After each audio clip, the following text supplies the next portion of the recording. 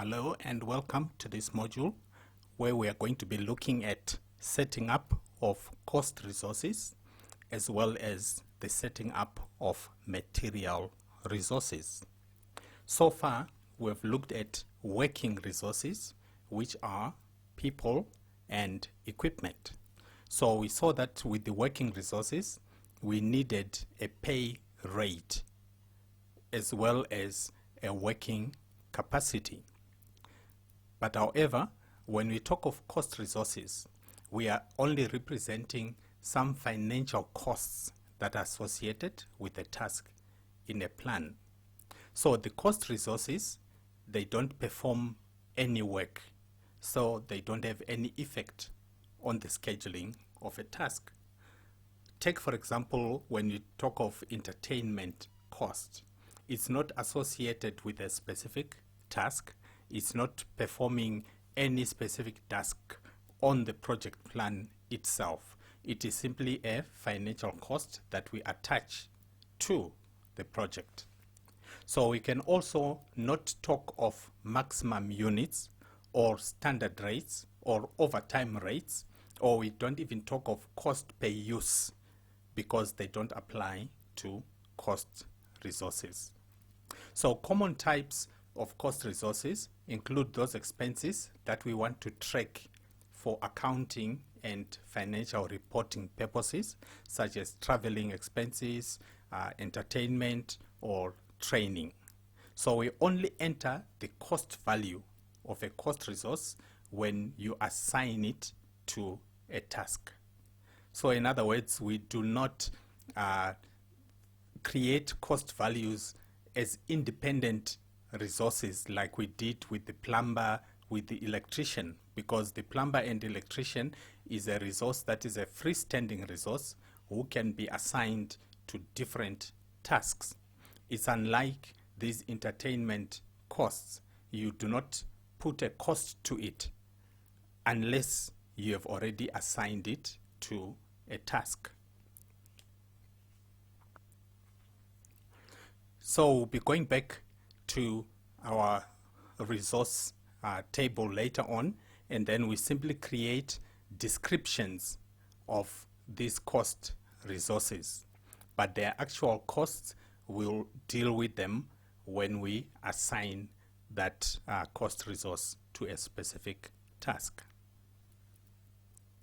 Let us now look at how we can create and assign material resources. Material resources are consumables that are used up as the project is proceeding. For example, nails, timber, cement, bricks, and many other items. Maximum units do not apply to the material resources because they do not perform work. Remember, the maximum units simply represent capacity to say in a day how many hours is the resource available. But when it comes to material resources, we cannot put a maximum units because they are not doing any work. They're just being consumed.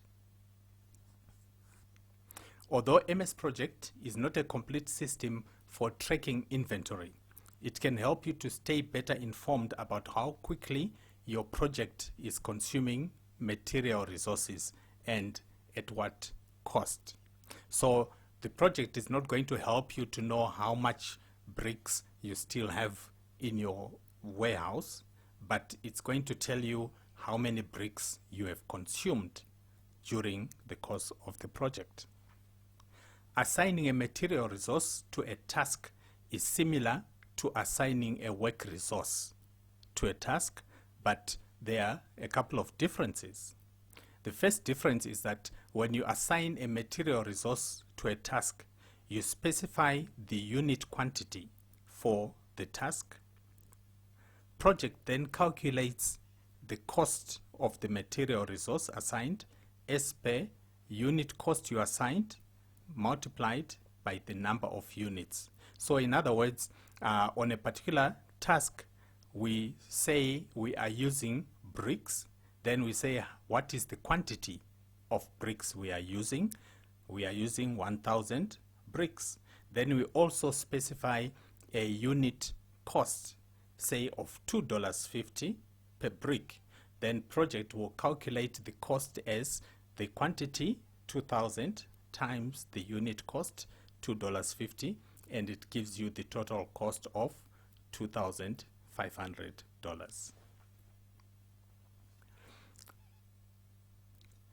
When you assign a material resource to a task, its label value appears in the units column. So the units column is the one that is showing you the total quantity for that particular resource. So what it means is that if you had specified that the quantity is 20, and then you also specified the unit as number of copies or number of bricks or number of whatever, when it does the multiplication to get the total quantity in the total field, it will combine the number that it found together with the description of the unit. So it will not just show the total quantity of 20, but it will show 20 copies or 20 kilograms or 20 liters, whatever the unit for that item is. When we are assigning material resources, there are two ways that we can handle consumption and cost. Firstly, we can decide and say for this particular item, we are just going to use 50 for the task. So 50 is the quantity that is required for that task regardless of how long it takes. So in other words, the quantity is not going to depend on the duration of the task. Let's take, for example, when we are pouring concrete in the foundation of the house. If what is needed is 50 bags of cement, it doesn't matter whether it takes us 1 hour, 2 hours, 3 days, 10 days to pour the concrete. We are still only going to use exactly the same number of bags. Then you also get this other type of resource that changes with time. In other words, their consumption depends on how long the task is running. Say we are using a generator and it requires a material resource called fuel. The amount of fuel that we consume depends on how long the generator has been running. So if the duration for the task is a day, the fuel consumed corresponds to fuel required to run the generator for 1 day.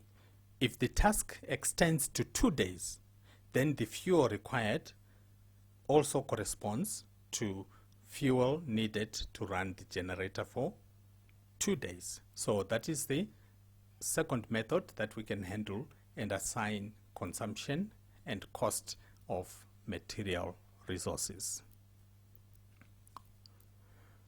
What we are going to do now is we are going to go back to our project. We are going to create a couple of cost resources as well as the material resources required for our house construction.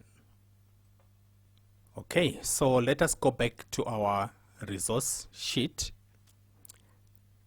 which we find on the View tab, and then under Resources Views, we look for the resource sheet. So we are going to add some more resources, but this time it's going to be cost resources as well as material resources. So the first resource we'll add is called transportation. So this is a cost for, say, transportation of our materials from suppliers. But this time the type is a cost resource. So you can see that once you put cost resource, it removes the maximum standard rate, overtime, cost per use. Why? Because these do not apply to a cost resource. Then another cost resource that we are going to put, let's say refreshments.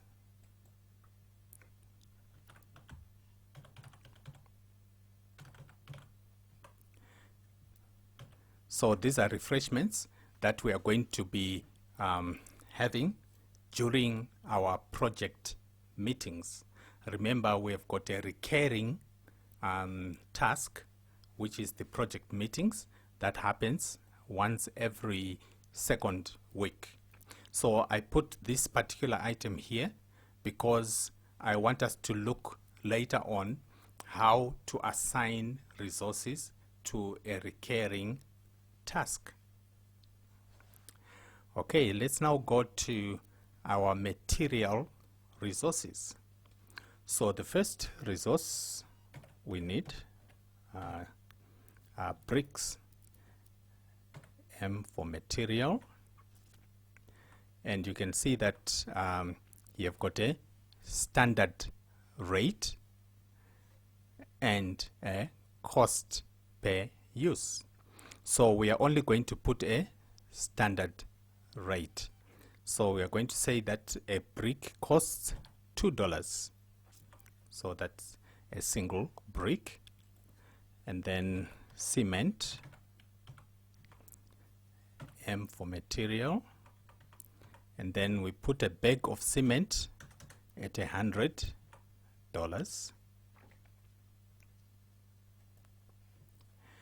And then we need sand, which we are going to buy in cubic meters, materials, and we are going to pay $50 per cubic meter for sand. And then we need door frames, a material resource for which we are going to pay 1,000 per door frame. Window frames, material $500 per window frame, and then the actual doors themselves,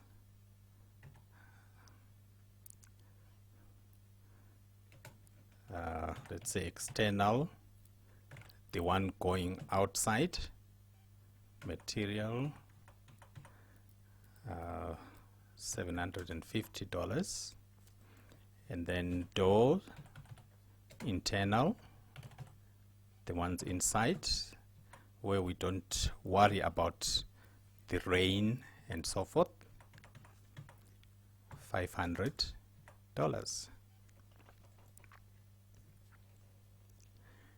And then windows, we can just call them windows. You could call it glass or glazing material, and let's say $100 per square meter or per unit, whichever unit you choose to use. And then let's look at tiles, materials. For the tiles, maybe we'll talk of a box of 100 or a box of 20, depending on. Okay, so let's make it 2,500 for a unit, which is a box. And then let's talk about the plumbing. Okay, so let's say drainage pipes, materials. This one we cost it per meter, so let's say $100 per meter.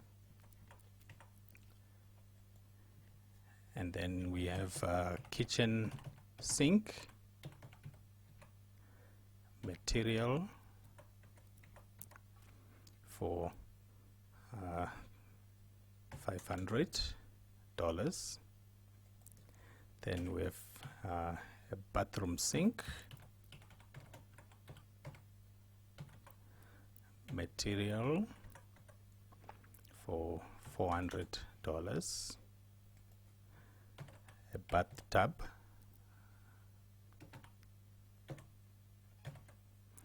material for $4,000. Water taps, water tap. Okay, so I'm just going to use one type of water tap.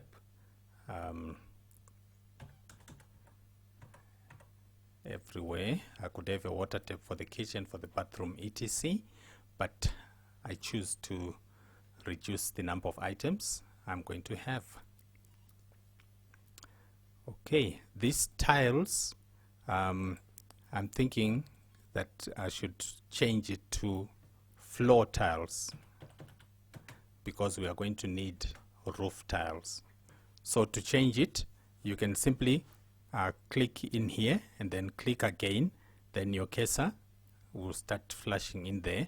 Or if you just double click from anywhere, it opens up this resource information and you can change the name up here. Okay, so the next thing we are going to add are roof tiles.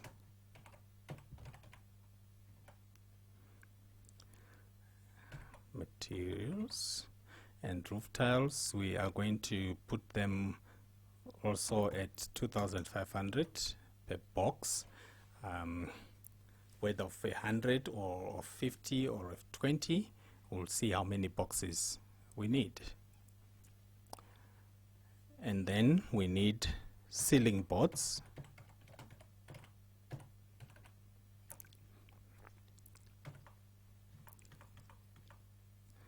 Ceiling boards, let's make it at 600 per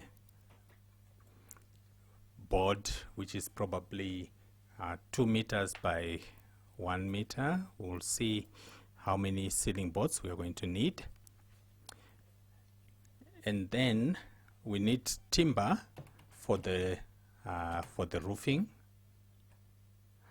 So we can call it roofing timber,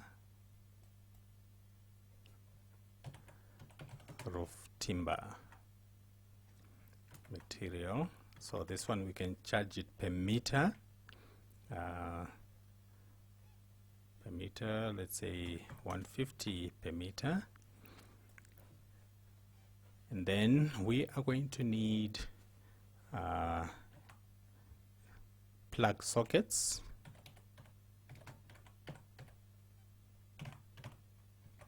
which is materials, and each one of them will be $180. And then we are going to need wiring, which we are going to simply charge per meter at $50 per meter. Then we need a built-in stove material, which is going to be $5,000. Then we need a geyser material, also 5,000. Okay, there is a lot of things. When you're constructing, your list will probably go to 2,000 different items. Okay, so I'm not going to include individual items like nails, glue, etc. I'm just going to put miscellaneous or preliminaries.